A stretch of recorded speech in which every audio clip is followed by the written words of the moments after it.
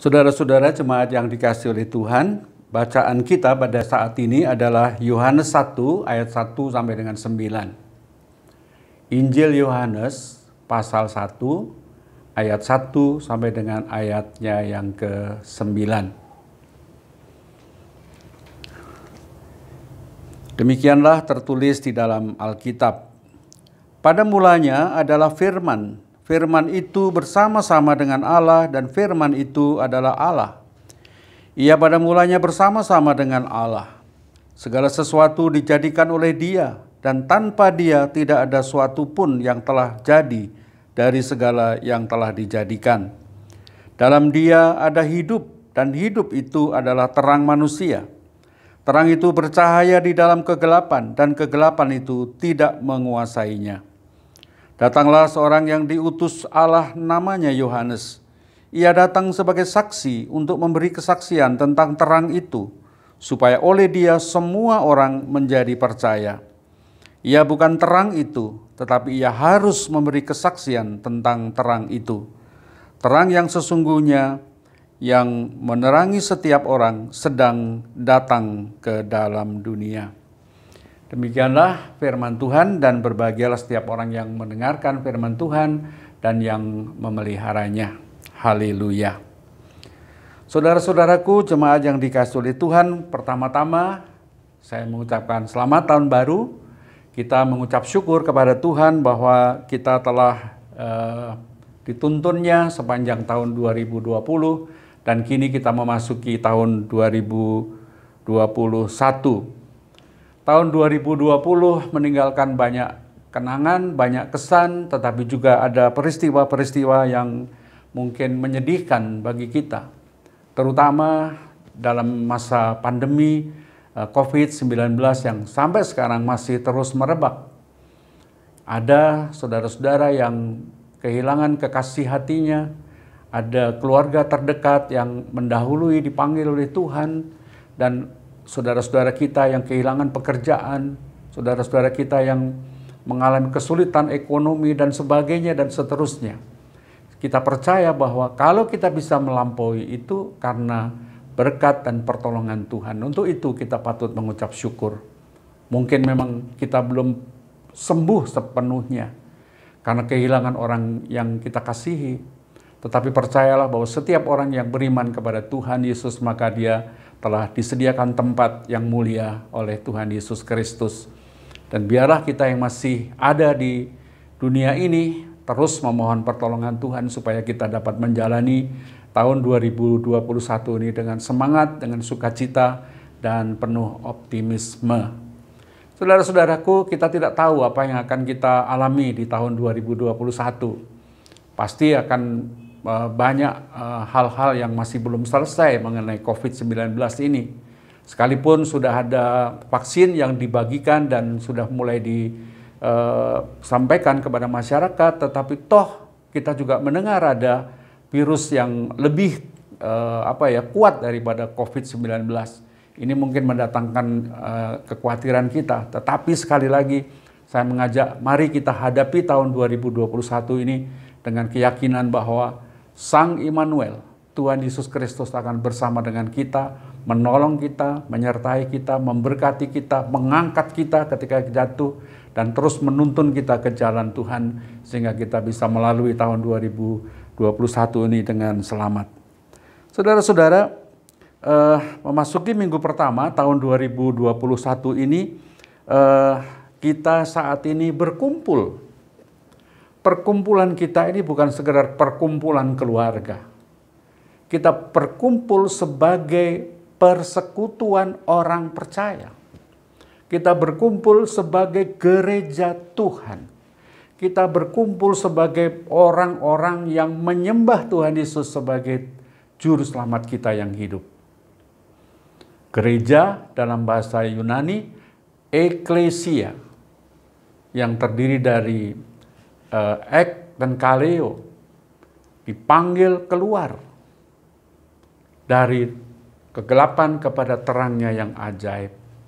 1 Petrus 2 ayat 9 menjelaskan dengan terang sekali tentang makna gereja itu. Saya bacakan.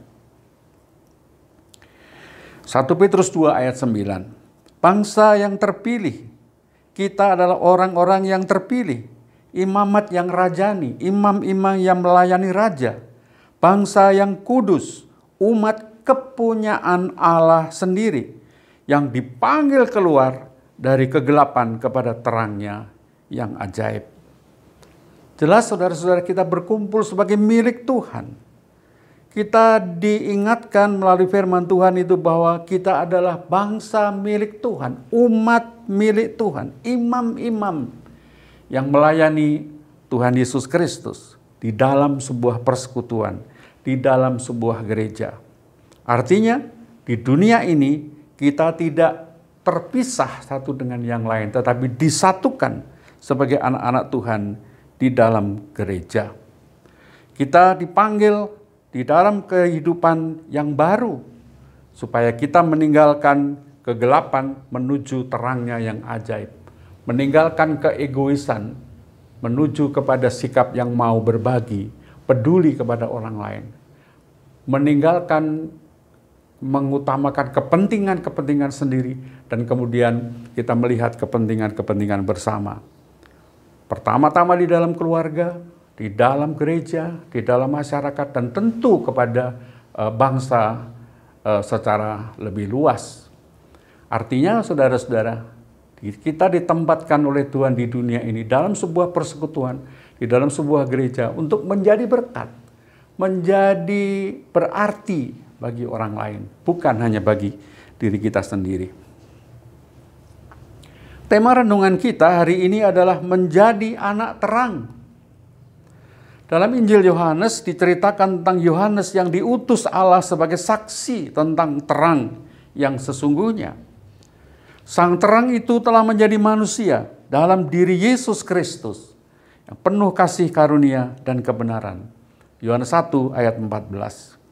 Dalam diri Yesus ada hidup, dan hidup yang diberikan oleh Kristus itu memberi terang, memberi pengharapan sejati kepada manusia. Dan di dalam bacaan kita, Yohanes menyaksikan atau memberitakan tentang Yesus agar semua orang menjadi percaya kepada Yesus. Supaya semua orang mendapatkan terang di dalam hatinya, mendapatkan hidup di dalam kehidupannya. Dan ini sesuai dengan apa yang dikatakan atau difirmankan oleh Tuhan Yesus dalam Yohanes 8 ayat 12. Tuhan Yesus berfirman, "Akulah terang dunia. Barang siapa mengikut aku, ia tidak akan berjalan dalam kegelapan, melainkan akan mempunyai terang hidup." Akulah terang dunia. Barang siapa mengikut aku, dia tidak akan berjalan dalam kegelapan, melainkan akan mempunyai terang hidup. Bayangkan, kalau kita mengikut Yesus, percaya kepada Yesus, kita tidak akan berjalan di dalam kegelapan. Selalu berjalan dalam terang. Kalau kita berjalan di dalam terang, kita bisa melihat jalan yang ada di depan kita. Kita melihat lubang, atau jalannya lurus, atau jalannya berbelok, ada tanggul dan sebagainya, sehingga kita bisa aman, kita bisa selamat melewati jalan yang akan kita lalui. Dan itulah yang akan terjadi secara rohani juga kalau kita percaya kepada Tuhan Yesus, mempercayakan diri kepada Tuhan Yesus, maka kehidupan kita akan memiliki terang yang sejati. Dengan perkataan lain, kalau kita adalah milik Allah, kepunyaan Allah sendiri, maka dengan sendirinya kita juga harus hidup mencerminkan bahwa kita memang milik Allah. Kalau kita mengakui dan menerima Tuhan Allah adalah terang, maka kita pun harus mau menjadi terang. Menjadi terang, menjadi berarti, menjadi berkat bagi orang lain. Bagaimana caranya menjadi terang? Tuhan Yesus mengatakan di dalam Yohanes 14 ayat 12. Barang siapa percaya kepadaku, ia akan melakukan apa yang sudah kulakukan. Artinya apa? Menjadi terang adalah melakukan apa yang dilakukan oleh Tuhan di dalam kehidupan kita. Kita bisa membaca di dalam Alkitab bagaimana Tuhan Yesus mengasihi, bagaimana Tuhan Yesus berkorban, bagaimana Tuhan Yesus menerima siapapun tanpa pandang bulu. Bahkan orang yang paling hina pun diterima oleh Tuhan. Dan itu mestinya tercermin, terwujud di dalam kehidupan kita sehari-hari. Dalam bacaan kita, saudara-saudara, dikatakan bahwa Yohanes bukanlah terang itu. Ia adalah saksi tentang terang, supaya orang yang percaya mendapat terang itu. Artinya, siapa yang menerima Kristus dan mempercayakan diri kepada Yesus sang terang itu, ia akan mendapatkan hidup. Hidup yang dimaksudkan di dalam Alkitab tentu bukan sekedar hidup yang biasa, tetapi hidup di dalam Kristus adalah hidup yang sesungguhnya, hidup yang sempurna, hidup yang diberkati, hidup yang senantiasa ada dalam pemeliharaan Tuhan. Sehingga kehidupan seperti itu kita dapat melakoninya, menjalaninya dengan tenang, tentram, karena ada Allah di dalam diri kita. Oleh sebab itu, saudara-saudara, terang itu sungguh-sungguh dapat menjadi bagian diri kita, menjadi ada di dalam diri kita kalau kita percaya. Jadi kata kuncinya di sini adalah percaya, mempercayakan diri, mengimani dengan sepenuh hati Tuhan Yesus Kristus sang terang itu. Maka terang itu pasti akan ada di dalam kita, memancar di dalam diri kita. Oleh sebab itu, saudara-saudaraku yang dikasihi oleh Tuhan Yesus, kita bersyukur bahwa kita menjadi milik Allah. Kita telah dipilih menjadi umatnya, menjadi imam-imam yang melayani Raja, melayani Tuhan Yesus Kristus. Dan sang terang itu mau memberikan terangnya di dalam kehidupan kita, dan hidup kita menjadi baik. Tetapi saudara-saudara, realitanya adalah Alkitab menulis demikian. Terang yang sesungguhnya yang menerangi setiap orang sedang datang ke dalam dunia. Ia telah ada di dalam dunia dan dunia dijadikan olehnya. Tetapi dunia tidak mengenalnya. Ia datang kepada milik kepunyaannya, tetapi orang-orang kepunyaannya itu tidak menerimanya. Terang itu sudah datang, terang itu sudah ada di dalam Yesus Kristus. Tetapi sayangnya orang tidak mau menerima terang itu. Orang menolak Tuhan Yesus Kristus karena perbuatan-perbuatan mereka jahat.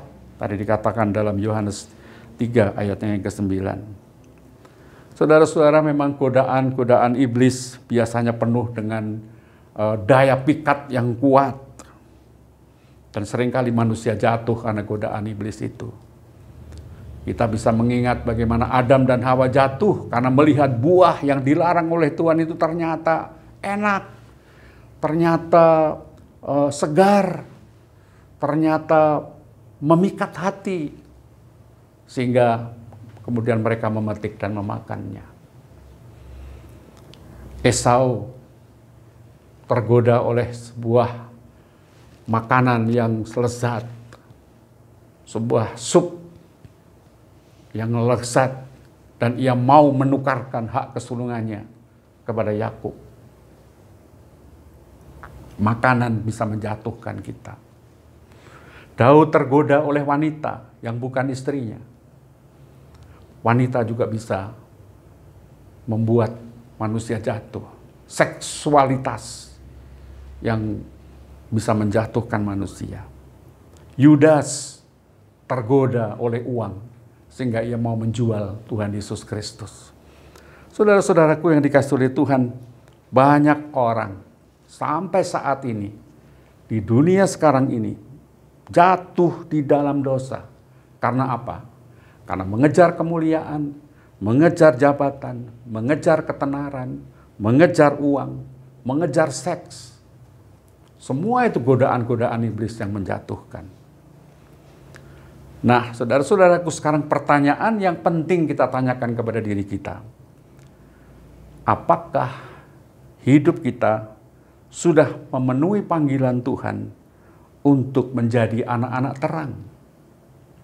Apakah hidup kita sudah menyinarkan terang Tuhan itu? Apakah hidup kita sudah memancarkan kasih Kristus kepada dunia ini, sehingga orang kemudian memiliki kehidupan? Saudara-saudaraku yang dikasihi oleh Tuhan, Tuhan mengatakan kepada kita, kamu adalah terang dunia. Dan terang itu mesti disinarkan di depan orang, supaya orang melihat perbuatan kita yang baik. Bukan supaya kita dipuji, tetapi supaya mereka melihat kemuliaan Allah di dalam diri kita. Dan kemudian Allah lah yang dimuliakan.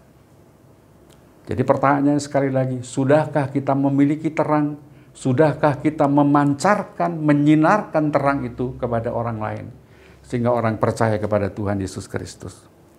Terlebih-lebih saudara-saudara di dalam konteks sekarang ini, pandemi yang masih merebak, dan masih banyak lagi masalah, tantangan, kesulitan yang kita hadapi di tengah-tengah dunia ini.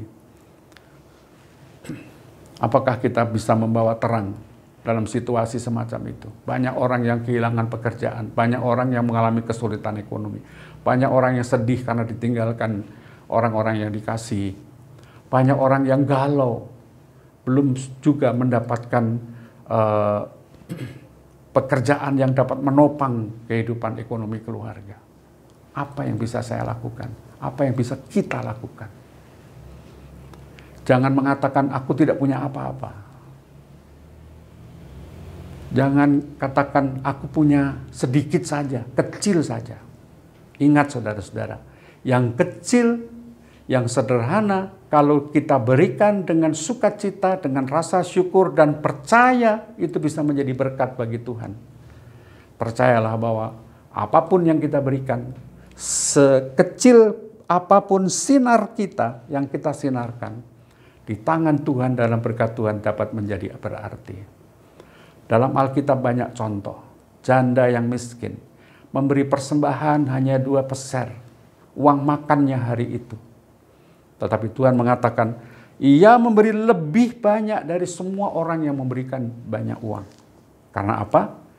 Ini bukan soal nominal, bukan soal jumlah, tetapi soal hati, soal dasar kita memberi itu. Kalau kita memberi dengan sukacita, pasti dapat menjadi berarti. Oleh sebab itu, saudara-saudara, saya mengajak, mari kita gunakan setiap talenta, setiap berkat, setiap hal yang kita miliki untuk menghadirkan terang bagi orang yang sedang di dalam kegelapan. Mungkin kita tidak punya apa-apa, tetapi percayalah, kita punya tangan, kita punya hati, kita punya pikiran, kita bisa berdoa kepada saudara-saudara kita yang membutuhkan. Kita punya Alkitab, banyak ayat-ayat Alkitab di dalam Alkitab yang bisa kita bagikan, yang bisa menguatkan seseorang. Kita punya kesaksian tentang bagaimana Allah menuntun kita, sehingga orang dikuatkan. Rasul Paulus mengingatkan kepada jemaat Galatia, bertolong-tolonganlah menanggung beban, karena justru disitulah engkau menyatakan kasih Tuhan, mewujudkan kasih Tuhan dalam kita membantu, menolong, menopang orang lain. Oleh sebab itu, saudara-saudara, di masa yang masih sulit ini, tahun 2021, mari kita terus bertanya, aku ingin memancarkan kasih Tuhan. Aku ingin menjadi terang, karena Tuhan sudah memberi terang di dalam hatiku. Bagikan terang itu kepada orang lain. Dan orang lain pasti akan bersukacita kalau kita memberikannya juga dengan tulus, dengan ikhlas.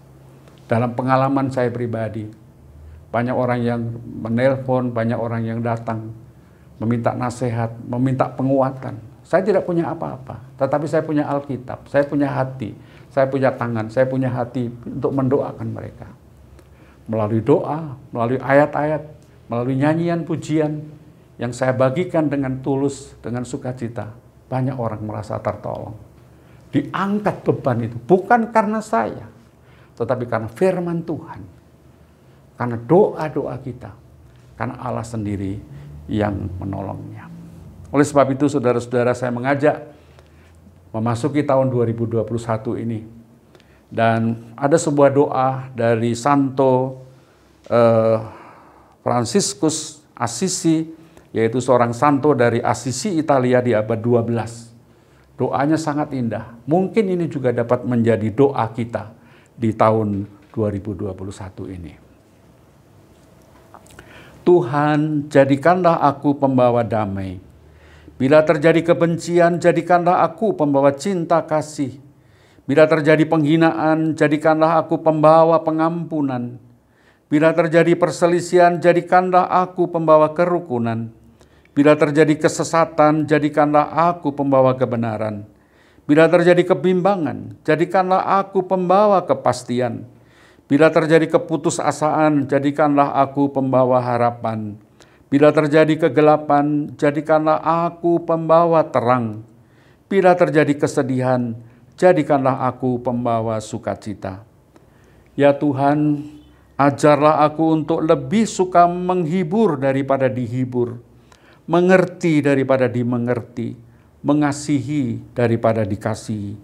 Sebab dengan memberi kita menerima, dengan mengampuni kita diampuni, dan dengan mati suci kita dilahirkan dalam hidup yang kekal. Saudara-saudaraku yang terkasih, selamat tahun baru. Tuhan memberkati kita, menuntun kita, karena Kristus adalah Sang Immanuel. Tuhan memberkati kita. Amin.